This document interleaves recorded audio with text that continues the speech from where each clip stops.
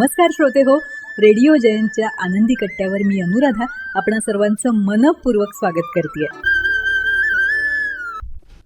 श्रोते हो, आजच्या आनंदी कट्ट्यावर मंगला खानोलकर यांनी शब्दबद्ध केलेला एक अतिशय सुंदर विचार तुमच्यापर्यंत पोहोचवते. कालच एक पोस्ट वाचली.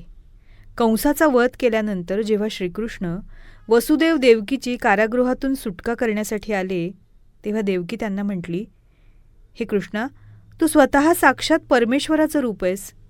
मग तू तर कधीच कंसाचा वध करू शकत होतास, पण कंसाला मारून आमची त्याच्या कैदेतून सुटका करायला तू 14 वर्ष का बरं थांबलास? तेव्हा श्रीकृष्ण म्हणाले, माते, गेल्या जन्मात तू मला 14 वर्ष वनवासात का बरं पाठवलं होतंस? श्रीकृष्णाचं उत्तर ऐकून देवकीला धक्काच बसला. मी कधी तुला 14 वर्ष वनवासात पाठवलं होतं?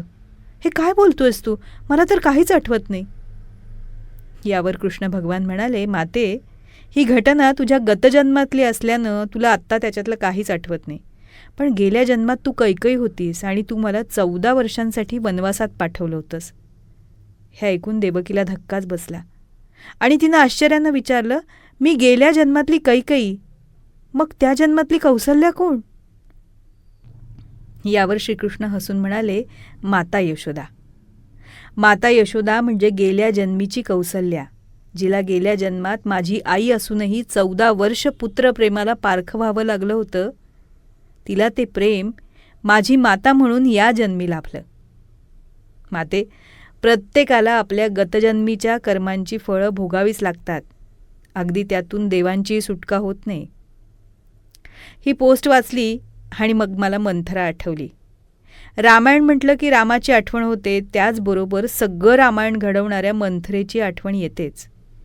एक सुखी संपन्न राजपरिवार, पितृभक्त पुत्र, प्रेम करणारे भाऊ, सख्या आई इतकीच माया करणाऱ्या सावत्र आया, नवपरिणीत राजपुत्राच्या राज्याभिषेकाचा जवळ आलेला क्षण, ओसंडून वाहणारा आनंद आणि त्या आनंदाला गालबोट लावणारी, त्या सौख्याच्या क्षणांची राख रांगोळी करणारी आणि त्या भरल्या घराला दृष्ट लावणारी ती एक मंथरा.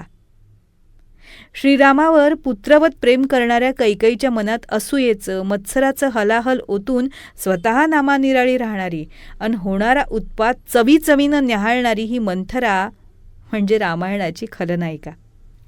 रामायणाला हजारो वर्ष उलटून गेली तरी ही मंथरा मात्र अजूनही जिवंत आहे.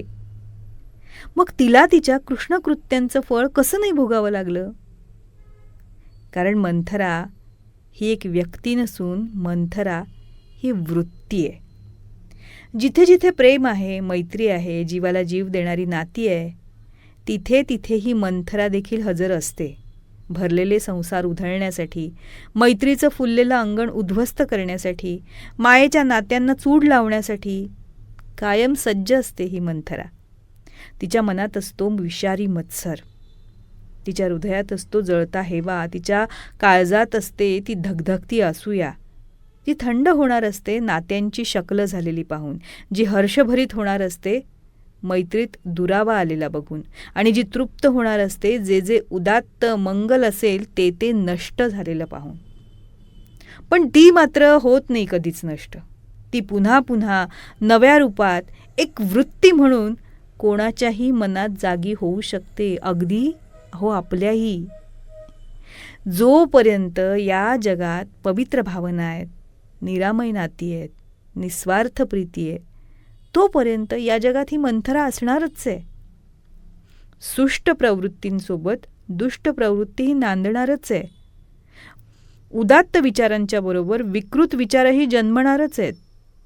जर तिचा नायनाट करायचा असेल, नामोहरम करायचं असेल, आपल्या आयुष्यातून, आपल्या प्रेमाच्या मैत्रीच्या नात्यातून जर तिला हद्दपार करायचं असेल, तर नाती जपताना, मैत्री फुलवताना, आपलं प्रेम टिकवताना विश्वास आणि सत्सद विवेकबुद्धी सदैव जागृत ठेवावी लागेल.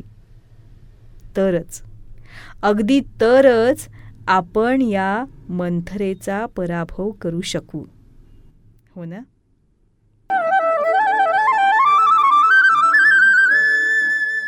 तर श्रोते हो, आजचा हा विचार तुम्हाला कसा वाटला याविषयी आम्हाला आपल्या प्रतिक्रिया जरूर कळवा. त्याचबरोबर रेडिओ जयंतनं चतुरस्त्र हा पॉडकास्ट सुरू केलेला आहे आणि या पॉडकास्टमध्ये प्राध्यापक, लेखक, कवी, नाटककार श्री रमेश कोटस्थाने यांच्याशी साधलेला दिलखुलास संवाद आपण बघणार आहात.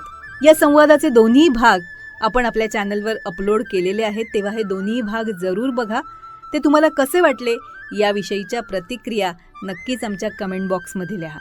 त्याचबरोबर श्री रमेश कोटस्थाने लिखित खुळा पाऊस या पुस्तकाचं अभिवाचन आपल्याला रेडिओ जयंतवर ऐकायला तर मिळेलच, पण त्याबरोबरच पूज्य साने गुरुजी लिखित श्यामची आई, पद्मविभूषण बाबासाहेब पुरंदरे लिखित राजा शिवछत्रपती या पुस्तकाचे दोन्हीही खंड, प्राध्यापक यशवंत पाठक लिखित मातीचं देणं, डॉक्टर शुभा साठे लिखित त्या तिघी, नर्मदा परिक्रमेच्या स्वानुभवांवर आधारित प्रभू पाठक लिखित बिल्वपत्र या दर्जेदार पुस्तकांचं अभिवाचनही आपण जरूर ऐका. आणि ते आपल्याला कसं वाटलं याविषयीच्या आपल्या प्रतिक्रिया आमच्या कमेंट बॉक्समध्ये नक्की लिहा. आणि हो, रेडिओ जयंत हे यूट्यूब चॅनल लाईक करा, शेअर करा आणि सबस्क्राईब करा. याचं सबस्क्रिप्शन फ्री आहे.